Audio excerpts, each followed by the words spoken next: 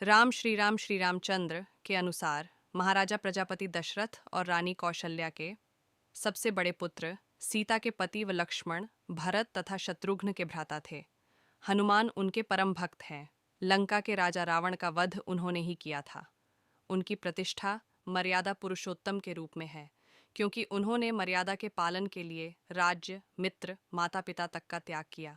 भगवान श्री राम के जीवन की प्रमुख घटनाएं संपादित करें। बालपन और सीता स्वयंवर संपादित करें। पुराणों में श्री राम के जन्म के बारे में स्पष्ट प्रमाण मिलते हैं कि श्री राम का जन्म वर्तमान भारत के अयोध्या नामक नगर में हुआ था।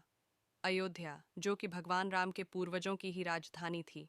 रामचंद्र के पूर्वज रघु थे। भगवान राम बचपन से ही शांत स्वभाव के वीर पुरुष थे। उन्होंने मर्यादाओं को हमेशा सर्वोच्च स्थान दिया था। इसी कारण उन्हें मर्यादा पुरुषोत्तम राम के नाम से जाना जाता है। उनका राज्य न्यायप्रिय और खुशहाल माना जाता था। इसलिए भारत में जब भी सुराज, अच्छे राज्य की बात होती है तो रामराज या राम राज्य का उदाहरण दिया जाता है। धर्म के मार्ग पर चलने वाले राम ने अपने तीनों भाइयों के साथ गुरु वशिष्ठ से शिक्षा प्राप्त की। किशोरावस्था में गुरु विश्वामित्र उन्हें वन में राक्षसों द्वारा मचाए जा रहे उत्पात को समाप्त करने के लिए साथ ले गए। राम के साथ उनके छोटे भाई लक्ष्मण भी इस कार्य में उनके साथ थे। ब्रह्म ऋषि विश्वामित्र, जो ब्रह्म ऋषि बनने से पहले राजा विश्वरथ थे, उनकी तपोभूमि बिहार का बक्सर जिला है। ब्रह्म ऋषि विश्वामित्र वेद माता गायत्री के प्रथम उपासक हैं। वेदों का महान गायत्री मंत्र सबसे पहले ब्रह्म ऋषि विश्वामित्र के ही श्रीमुख से निकला था। कालांतर में विश्वामित्र जी की तपोभूमि राक्षसों से आक्रांत हो गई। ताड़का नामक राक्षसी विश्वामित्र जी की तपोभूमि में निवास करने लगी थी तथा अपनी राक्षसी सेना के साथ बक्सर के लोगों को कष्ट दिया करती थी।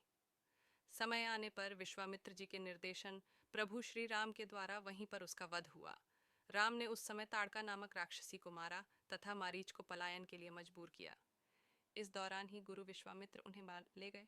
वहां के विदेह राजा जनक ने अपनी पुत्री सीता के विवाह के लिए एक स्वयंवर समारोह आयोजित किया था, जहां भगवान शिव का एक धनुष था, जिसकी प्रत्यंचा चढ़ाने वाले शूरवीर से सीता जी का विवाह किया जाना था। बहुत सारे राजा महाराजा उस समारोह में पधारे थे।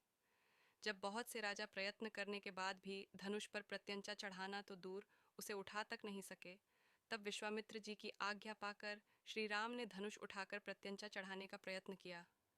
उनकी प्रत्यंचा चढ़ाने के प्रयत्न में वह महान धनुष घोर ध्वनि करते हुए टूट गया। महर्षि परशुराम ने जब इस घोर ध्वनि को सुना तो वे वहां आ गए और अपने गुरु शिव का धनुष प्रियता के कारण उनकी विशेष लोकप्रियता थी। राजा दशरथ वानप्रस्थ की ओर अग्रसर हो रहे थे।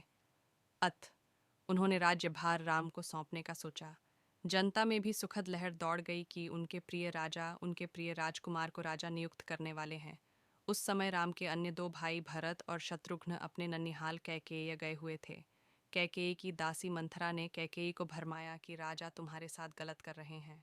तुम राजा की प्रिय रानी हो तो तुम्हारी संतान को राजा बनना चाहिए, पर राजा दशरथ राम को राजा बनाना चाहते हैं।